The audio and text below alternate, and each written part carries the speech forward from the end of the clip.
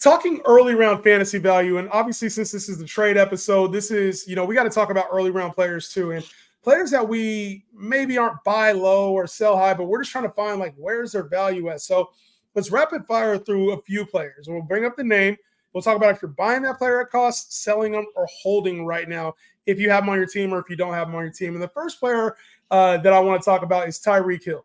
The first player I want to talk about, Tyreek Hill, obviously dealing with a Tua Tagovailoa injury, who's going to be – he's placed on IR, and we don't know when he's going to be back. If he comes back, obviously he needs the time that he needs.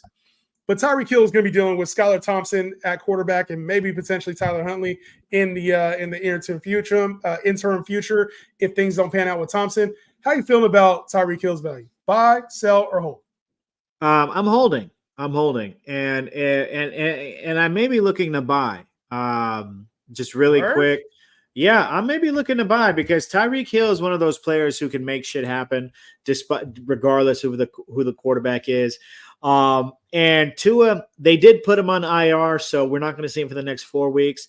But when he does come back, if they're still in it, then it's definitely going to be somebody that you're going to want on your team for the remainder of the season. I'm selling Tyreek right now. I'm selling Tyreek based on the quarterback situation. You can still sell him right now as a top 3 receiver, and he's just going to be so much more inconsistent than that. Will he have spike weeks that carry him? Yeah. Does he have the 1,700-yard upside that you drafted him for? No, and that's what you are selling right now. I'm not selling him at his current cost. I'm selling high. So if I could sell him as a top 3 receiver, I'm getting that shit off right now. And we talked about this earlier before the season started, P. That playoff schedule is nothing nice. And to have a Week 17 matchup in Cleveland too, I think that's something in the back of your mind as a Tyreek person you probably had. You're like, it's okay because he'll perform. Now you at least got another 4 weeks of subpar or inconsistent production. I'm out of Tyreek Hill right now. I'd be looking to sell if I had him. Okay. Next player up. If you got anything for that? You feel, what I'm saying? It makes a lot of sense because I didn't consider his playoff schedule. They got a lot of snow games. They got the Browns. If Tua's in, how long will he remain in? I don't know. But we hope for the best for him and his family, him and his. But look, bro, if he's forced to retire early, at least he gets to keep all that guaranteed money. Yeah, what I'm saying? That's Tua. We got to talk about that another day. But yeah. I'm going to draw St. Brown. Moving on to the next one. Obviously dealt with the injury this week too. But looks like, we don't have full confirmation on what's going on with him. Yeah. How are you feeling about him? Is he a buy, a sell, a hold right now for you? Because I think St. Brown's one of those players we know is pretty safe. He had a subpar week 1, came back and bounced back in week 2. But I don't know if I'd be buying him. Like, it's a weird thing because I feel like I would hold him if I had him. But I don't know if I'd be actively looking to just go buy St. Brown, even though we talked about all the indoor games. The only way I'd buy him is I felt like I could get him at like mid-tier to back-end wide receiver 1 price, or if I could sell maybe one of the guys that have been playing well early, I could sell Chris Godwin for him. I could sell, J-Mo. I could sell just some of these guys that maybe overperformed to create a new ceiling. Other than that, I don't know if I'd be chasing St. Brown if I had to pay top 5 receiver price for him. So, but why is that? Like, why would you not? Why do you think it's just because his price? Do you think his price is too high? I think we overestimated what he was going to do this year without really thinking about all of the weapons for this Lions team. Like last year, it took Gibbs a while to get going. Gibbs is going to be a bigger part. David Montgomery was out for a portion of the last season. He's fully healthy. And I know injuries can change this whole thing, but he was a portion of the team. Sam Laporta has not been playing well to start the season. I'm sure they're going to feature him. Jamison Williams has taken the next step in this offense right now. And maybe he's a player that is a little bit more fluctuating. It just doesn't bring that consistent factor that we saw with St. Brown that made him a top 5 pick. I think that's my concern. Yeah, and let me just drop this on. I know we want to do rapid fire here, but I would not let that, if you have a fear of him being inconsistent, I wouldn't let that really factor into buying him or trading for him. Last year, obviously we only have 2 games, but his most recent game, 19 targets, 11 catches for 119, right? He got hurt, came back in, got hurt again. The news is that it's not a big deal, so that's just what we can go off of. Week 1 against the Rams, we've seen heavy J-Mo, right? Mm-hmm. That can be concerning, but if you look back, in the playoffs last year, who did they whoop on? They whooped on the Rams. And who specifically whooped on the Rams? Amon-Ra St. Brown was whooping on the fucking Rams in the playoffs. This year, week 1, I'm sure that they had a game plan to saying, we cannot let this guy beat us. I think Amon-Ra was being more of a decoy week 1, so that way other players can get their shine. And I don't think it's going to be as wishy-washy or non-consistent because they gave him a bag and and he's a big part of this offense. Whereas I really truly see the people that are lacking is actually going to be Sam Laporta. So for me, if I have him, I'm holding him, right? Yeah. If I don't have him, I'm probably buying him from the people who do think, well, J-Mo's fucking eating. Dang, Sam Laporta hasn't even got You're buying him at yet. cost, so you're buying him as a top 5 guy right now? I'll buy him as a top 5 guy. I'll buy him as a top 5 guy. Think about the top 5 wide receivers right now. Which one of really not realistically, like outside? I'm buying him at top 5. I'm buying him at top 5. I hear you, dog. But like the wide receivers right now, like legitimately are just not performing. The top wide receivers, like Tyreek didn't perform last week. His quarterback's hurt.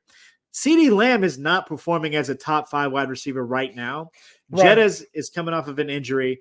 Amon-Ra, like we already talked about Jamar Chase. Amon-Ra really is that dude who has 19 targets, who showed that he's worthy of a top 5 spot. So if there's anybody I'm buying, it's probably him and CD. Just keeping that. I ain't mad at the buy there. I guess maybe I'm just not seeing at the same value, but there's not a lot of top 5 receivers right now either.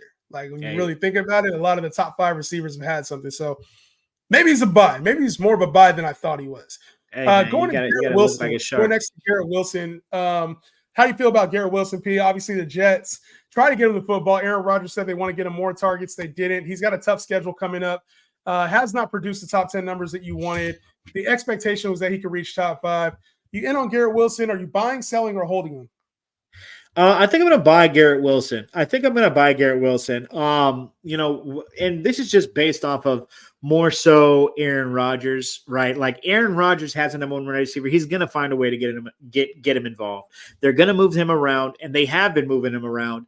Against the Niners, they moved him in the slot. He got a lot of work out of the slot. So when it comes to these number 1 wide receivers and these number 1 corners that are going to be guarding him, he's going to be guarded by Christian Gonzalez next week on Thursday.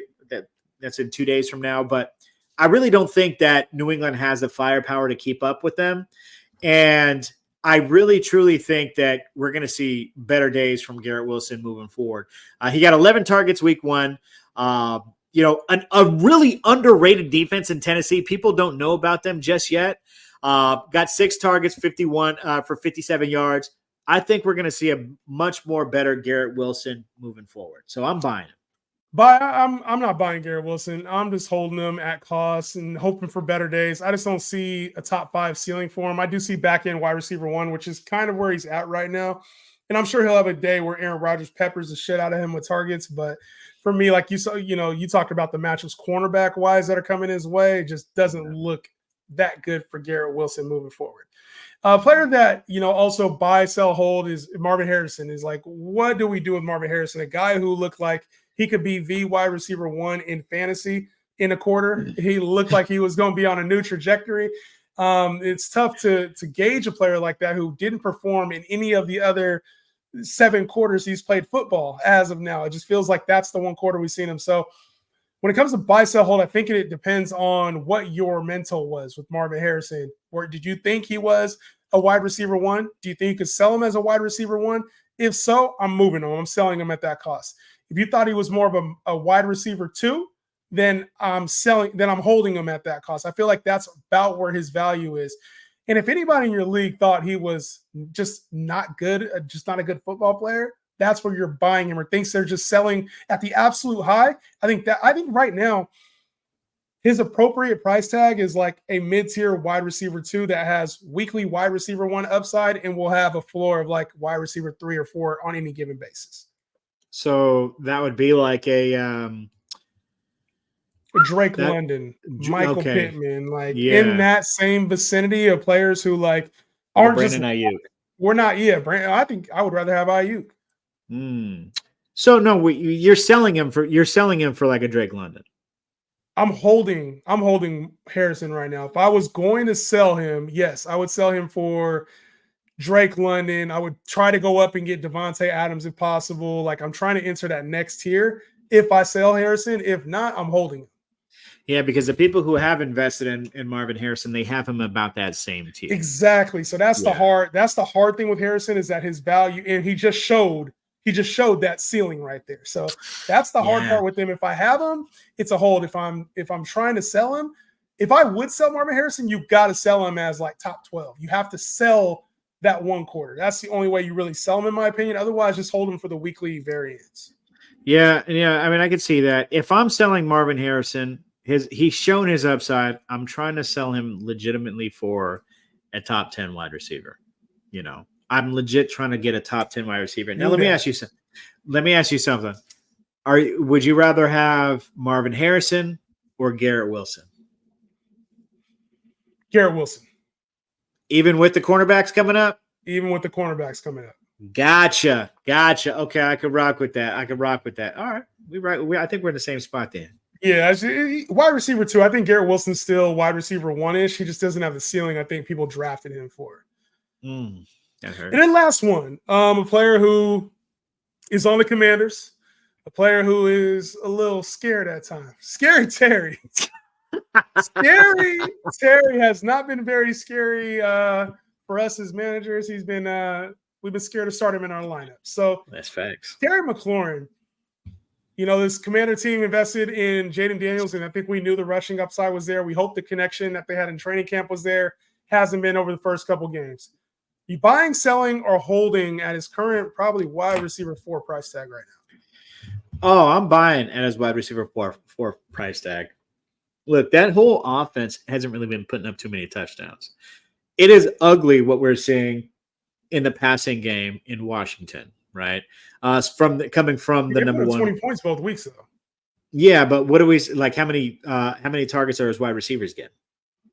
That's the issue. That's what they're trying to fix. Yeah. So that will come with a young quarterback with time, right?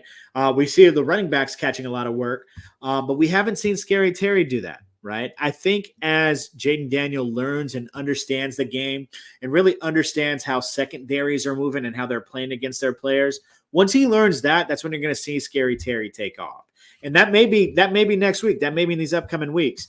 Love what they're doing, running the rock. But for that reason, I'm buying Terry McLaurin. Would you buy him as a wide receiver 3? So like as a wide receiver 4, yeah. But like, do you have, like with Pittman, I could tell you were like, I'm not really worried about his value. I think he'll bounce back. Are you in the same token with like Terry McLaurin, like as a wide receiver 3? Somebody was like, yo, I'll give him to you, but like it's gonna cost you back end wide receiver 3 numbers. You in on that too or no? Oh no. I'm not. I'll hold him, but I'm not gonna give another wide receiver 3 to get him. And the deciding factor to me for that is his playoff schedule. Terry McLaurin's playoff schedule, if I remember correctly, is not New Orleans, lit. Philly, and Atlanta. New Orleans, good defense. Philly, not the best defense. Atlanta, that secondary is crazy. That secondary is good, bro. And I really don't think, especially game planning against a rookie quarterback, it's not something I'm looking forward to. It's not somebody I would be excited to have on my team. When I'm going into the playoffs, I want players I'm excited to have. I want players I know, this dude's going to cook.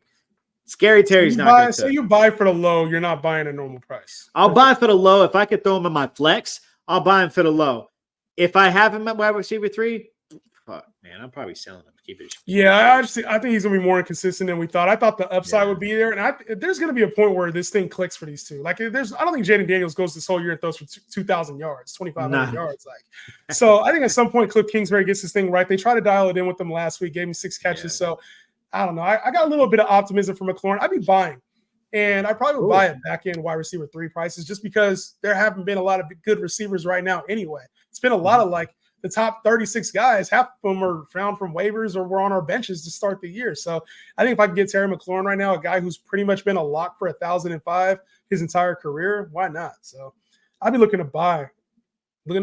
But that's the nature of fantasy right now. Obviously, there's not been a lot of good just fantasy play in general. So just know that's probably why we're talking a little bit more about buy lows than sell highs, because it's just been there's opportunity right now. So take advantage of it before we see one of these weeks where everybody scores a shit ton of points. But for now, that does it for your boy Justin, your boy P, man. Any party thoughts before we get off, P? Yeah, man. I don't know if you guys invest. I don't know if you guys do anything like that.